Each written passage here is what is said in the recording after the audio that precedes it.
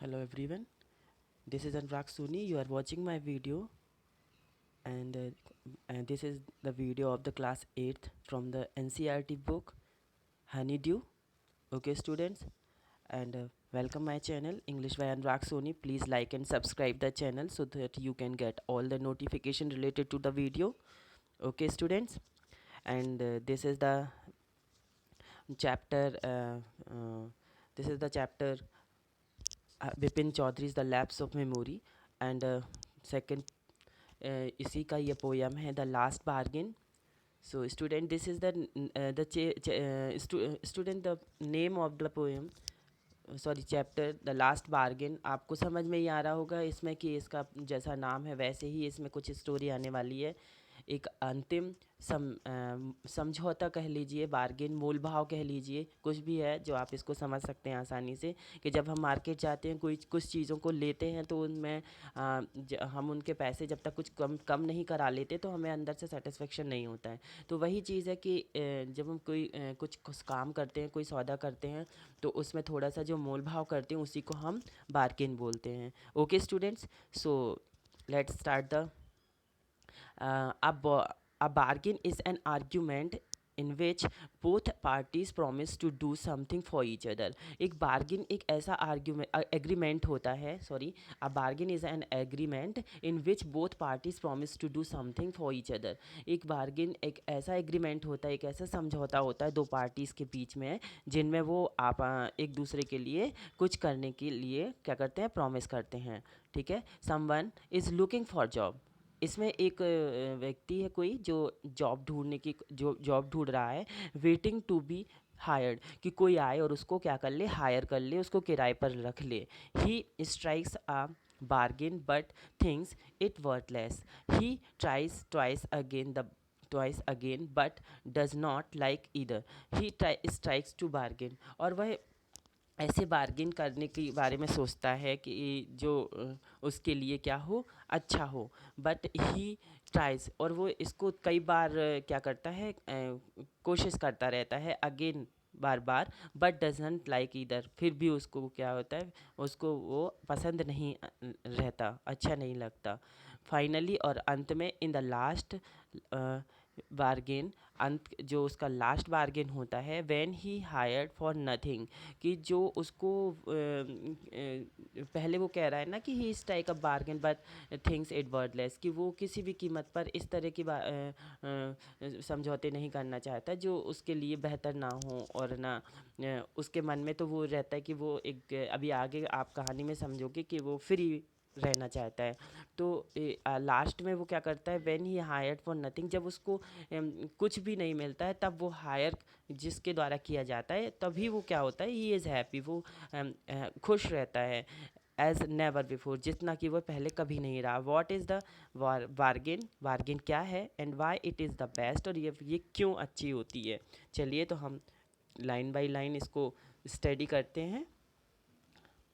Come and hire me, आओ और मुझे हायर कर लो. I cried while in the morning I was walking on the stone paved road. वो ये कह रहा है, जो इसमें आई वर्ड आया है बेटा, आई ऑथर के लिए आया है, जो इसमें एक व्यक्ति बना हुआ है जो कह रहा है कि मुझको कोई आए और हायर कर ले. ठीक है ना. तो इसी तरह से वो एक पक्की सड़क पे खड़ा हुआ है. इसमें जो स्टोन पेव्ड रोड आई है, वो उसका मतलब है कि वो एक पक्की सड़क पर खड़ा हुआ है. जो ईंटों की सड़क होती है ना, आप जानते होंगे, आपने देखा भी होगा कई जगह पर. तो वो वहाँ पे स्टोन पेव्ड रोड के ऊपर खड़ा हुआ है और वहाँ से क्राइट कर रहा है, चिल्ला रहा है कि मुझको कोई क्या कर ले, कम एंड हायर मी, आओ और मुझे हायर कर लो. Sword in hand the king came in the chariot. एक राजा है, राजा रथ पर बैठा हुआ, चैरियट मीन्स रथ पर बैठा हुआ है, शॉर्ड मीन्स तलवार, और हाथ में तलवार लिए हुए है. He held my hand and sad, उसने मेरा हाथ पकड़ा और कहा, आई विल हायर यू, मैं तुमको हायर कर लूँगा. विथ माई पावर, मैं अपनी शक्तियों से तुमको हायर कर लूँगा. मतलब राजा के पास, राजा को जानते हो ना आप लोग, राजा के पास बहुत सारी पावर्स होती हैं. तो वो उसी पावर्स के बेस पर क्या कर रहा है, उस व्यक्ति को हायर करने के लिए कह रहा है. But his power counted for not, लेकिन उसकी पावर उसके लिए कुछ भी नहीं है। And he went away in his chariot, और वो वापस अपने चैरियट पे चला जाता है। मतलब कि जो वो व्यक्ति है उसको उसके पावर से कुछ लेना देना नहीं है, वो उसके पावर के बेस पर उसके साथ जाने को मना कर देता है, और राजा अपने वापस चैरियट पे अपने रथ पर बैठ जाता है, चला जाता है। In the heat of the mid day, अब दोपहर का समय था, मिड डे दोपहर का समय था, and houses stood with the shut doors, और घर जो थे वो दरवाजों से बंद थे। जब दोपहर हो जाती है दरवाजे बंद हो जाते हैं। I wandered along the crooked lane, और मैं उस जो गलियां होती हैं ना, टूटी, थोड़े थोड़ा चटकी और इधर उधर पतली पतली गलियां, उन्हीं क्रूक्ड रोड पर, लेन पर वो क्या कर रहा था, इधर उधर घूम रहा था। And old man came out, और तभी एक बूढ़ा व्यक्ति बाहर आया with his bag of gold, अपने जो उसके पास सोने से भरा हुआ बैग था वो उसको लेकर के वो बाहर आया। And he pondered and sad, and he pondered and sad, तभी उसने विचार किया, पॉन्डर्ड मीन्स विचार कर किया होता है। उस व्यक्ति ने विचार किया और कहा, आई will hire you with my money, मैं तुमको हायर कर लूँगा अपने पैसे के बल पर, ठीक है ना। He weighs his coins and one by one, और उसने अपने जो भारी कॉइन थे, हैवी कॉइन थे, उनको वेट किया एक एक करके। And but I turned away, मतलब वो दिखाने लगा अपने कॉइन्स को, उसको एक लोभ दे रहा था कॉइन्स को दिखा करके उस व्यक्ति को। बट आई टर्नड अवे, लेकिन वो फिर भी उससे, उसके साथ भी उसका कोई बार्गेन नहीं हुआ, और वो वहाँ से मुड़ गया, वापस दूसरी तरफ चला गया। It was it was evening, अब दोपहर के बाद अब शाम हुई, तो वो कह रहा है इट वॉज इवनिंग, शाम का समय था। The garden has was all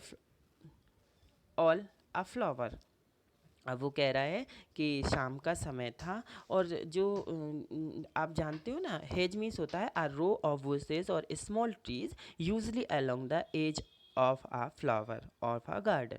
तो मतलब गार्डन में जो किनारे किनारे क्यारियाँ जैसी बनी होती है ना, उनकी चार दीवारी होती हैं छोटी छोटी सी, और उनके उधर जो फ्लावर्स थे उसको लेकर के, ठीक है ना। तो वो कह रहा है कि the fair made came out and sad, तभी वहाँ से एक फेयर आती है, फेयर तो जानते ही हैं आप, है ना। Fair made came out and I will hire you with my smile, एक फेयर मेड मतलब एक सुंदर सी लड़की समझ लो, या फिर वहाँ पे जो गार्डन में वो लड़की काम कर रही होगी वो हो सकती है, ठीक है ना। तो वो वहाँ से आती है और वो बोलती है I will hire you with my smile, कि मैं तुमको हायर कर लूँगी अपनी स्माइल से। So her smile paled and mattered into tears, अब वो कहता है देखता है कि उसकी जो स्माइल है वो भी फीकी पड़ जाएगी, और बदल जाएगी, एक इसमें आंसू में बदल जाएगी। And she went back alone into the dark, और वो वापस क्या हो जाएगी, उसी काली दुनिया में या उसी अपने अंधेरे में वापस अकेली चली जाएगी। The sun glistened on the, तो इसलिए उसको ये वाला भी समझौता पसंद नहीं आता, ठीक है ना। The sun glistened on the sand, अब क्या है, जो सन है, सन की रेजेस हैं वो सैंड पर, रेत पर चमक रही थी। And the sea waves broke waywardly, और जो सी की लहरें थी ना वो वेवार्डली, मतलब जो शहर जो उसकी हिलोरे आती हैं ना, जो क्या कहते हैं आपकी समुद्र की बहुत दूर दूर तक हिलोरे जाती हैं, जिद्दी टाइप की लहरें होती हैं वो, और वो एक झोंके के साथ वापस आके आती हैं, फिर सैंड पे कुछ रुकती हैं और बाकी की सारी अपने साथ वापस लिए चली जाती हैं। तो इस तरह से ये जो वेव्स आ रही थी वो ज़मीन पर पड़ रही थी, और उसी जब रेत के ऊपर पानी पड़ता है और सन चमकता है तो उससे शाइनिंग होती है, तो उसी की वजह से वो क्या कर रही थी, रेत क्या कर रही थी, चमक रही थी। So a child sat playing with shells, और वहीं पर एक बच्चा बैठा हुआ था जो शेल्स के से खेल रहा था। शेल्स मीन्स होता है शंख, सीप, जो वो छोटे छोटे शंख रहते हैं ना, नदियों के किनारे मिलते हैं, आपने देखे होंगे, बालू भी कभी कभी आती है उसके ऊपर रखे होते हैं, तो वो मिले होते हैं उनमें, तो वो बच्चे खेलने लगते हैं उनसे। तो वैसे ही वहाँ पे एक बच्चा क्या कर रहा था, उन्हीं शेल्स से खेल रहा था। A child sat playing with shells, वहीं बैठ करके उन शंख से खेल रहा था। ही रेज्ड हिज हेड, उसने अपना सर उठाया, एंड सीम टू नो मी। और वो कह रहा है कि वो मुझे देख रहा था जैसे कि वो मुझे जानता हो। एंड सेड, और वो उसने कहा, I hire you with nothing, मैं तुमको हायर करूँगा, कुछ किसी भी चीज़ के साथ नहीं हायर करूँगा, मेरे पास कुछ नहीं है, मैं तुम्हें फिर भी मैं तुम्हें हायर करूँगा। फ्रॉम हैंस वर्ड, तो इस बात से दैट बार्गेन, इस चीज़ को लेकर के the stuck the child's play made me a free man. अब इस तरह से क्या हुआ कि जो वो व्यक्ति था उसको ये चीज़ बहुत पसंद आई कि इस बच्चे की मासूमियत को देखकर वो बहुत खुश हुआ कि चलो इसके पास तो कुछ देने को नहीं है, पर ये बच्चा क्या है, प्योर है। इसकी मासूमियत को देख करके वो उसके साथ काम करने के लिए तैयार हो जाता है, और वो ये भी सोचता है कि मैं इससे क्या रहूँगा, फ्री रहूँगा, मुझे कुछ इसके लिए देना भी नहीं पड़ेगा। और इस तरह से ये बेटा जो लेसन था बहुत अच्छा था। तो क्या इस तरह से आपने देखा होगा कि जो चैप्टर था, छोटी सी स्टोरी थी, इसमें रविंद्रनाथ टैगोर ने बताया है कि किस तरह से व्यक्ति 4 लोगों के साथ समझौता करता है, और चार में पहला वो सबसे पहले वो राजा से मिलता है, पर राजा अपनी शक्तियों से उसको हायर करना चाहता है, इसलिए वो उसके साथ काम करना पसंद नहीं करता है। दूसरी तरफ आपने देखा होगा कि फिर वो एक बूढ़ा व्यक्ति है जो अपने कॉइन, अपने सोने के बेस पर उसको हायर करना चाहता है, फिर भी वो उसके साथ काम करना नहीं चाहता है। तीसरी बार वो जब उस लड़की से मिलता है जो अपनी स्माइल के बेस पर उसको हायर करना चाहती है, फिर वो उससे तब भी वो उसके साथ उसका समझौता नहीं होता है, और लास्ट में वो बच्चे की मासूमियत को देखकर उसके साथ काम करना चाहता है, क्योंकि वो चाहता है कि वो एक ऐसे व्यक्ति के साथ काम कर रहा है जहाँ पर वो उसकी आज़ादी के साथ भी वो रहेगा और काम भी कर सकेगा। तो इस तरह से बेटा ये आपका चैप्टर पूरा तरह से ख़त्म हुआ है, और अगर आपको कोई प्रॉब्लम है तो आप मुझसे आप कमेंट बॉक्स में कमेंट भी कर सकते हैं। Okay students, bye, take care.